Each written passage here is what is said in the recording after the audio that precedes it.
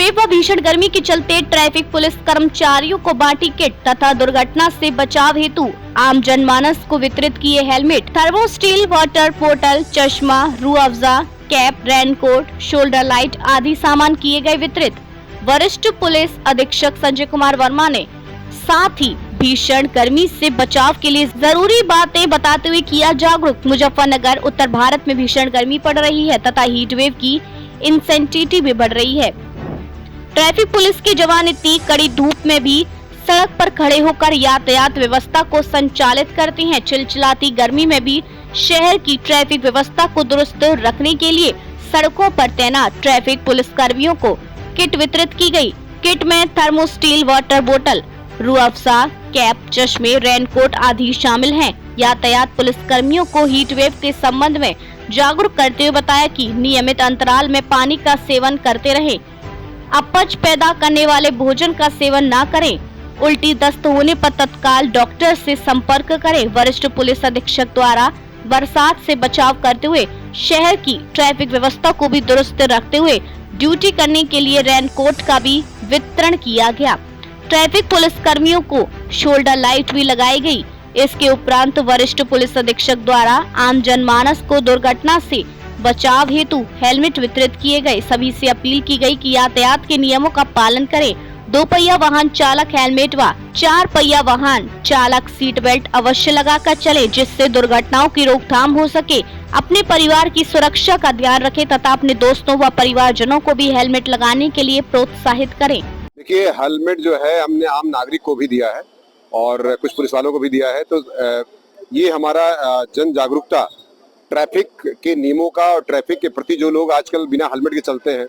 और आपको बता दो कि जिंदगी में 1 सेकंड का जो एक्सीडेंट होता है 1 ही सेकंड में या 1 सेकंड से कम में होता है और जिंदगी चली जाती है। इसलिए मैंने आज स्कूल के बच्चों को और कुछ महिलाओं को, कुछ पुरुषों को हेलमेट का वितरण किया गया। साथ ही पुलिस कर्मियों को भी पानी की बोतल दी गई है, रूह अफ़ज़ा दिया गया है, साथ ही साथ जो है उनके शोल्डर लाइट लगाई गई है, उनको जो है चश्मा दिया गया है, उनको रेनकोट दिया गया है और उनके जो उनका चार्जर इत्यादि होता है उसको भी दिया गया है। इस प्रकार से जो एक कैप होती है, आपने देखा होगा कि जो धूप से बचने के लिए एक उच्च क्वालिटी की कैप भी दी गई है।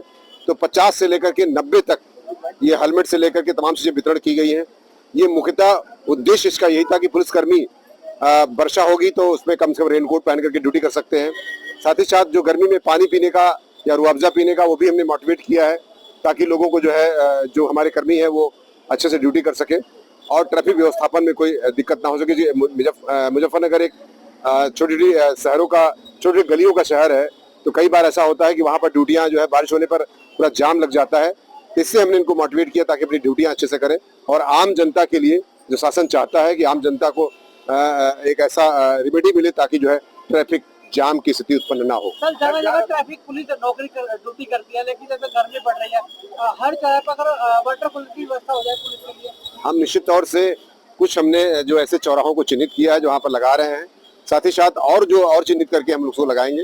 लेकिन आज की डेट में हमने उनको अवेयरनेस करने का जो आम पब्लिक से लेकर के पुलिस कर्मियों तक का, ताकि वो अच्छे से परफॉर्मेंस करें और पब्लिक वाले भी अपनी सुरक्षा का ध्यान रखेंगे और 1 से 10, 10 से 20, 20 से 50 इस तरह से बढ़ेगा और अवेयरनेस में हमारा ट्रैफिक व्यवस्थापन बेहतर से बेहतर दिशा में पहुंचेगा। जनपदवासी के लिए क्या कहेंगे ट्रैफिक में? बस यही मैं कहूंगा कि जिंदगी अमूल्य है, there is no return in the life, एक ही बार मिली है। तुलसीदास ने कहा जिंदगी ना मिलेगी बड़े भाग मानुष तन पावा, तो उसका मूल्य को समझें और इस पर अपने जो है उसका चिंतन मनन करने।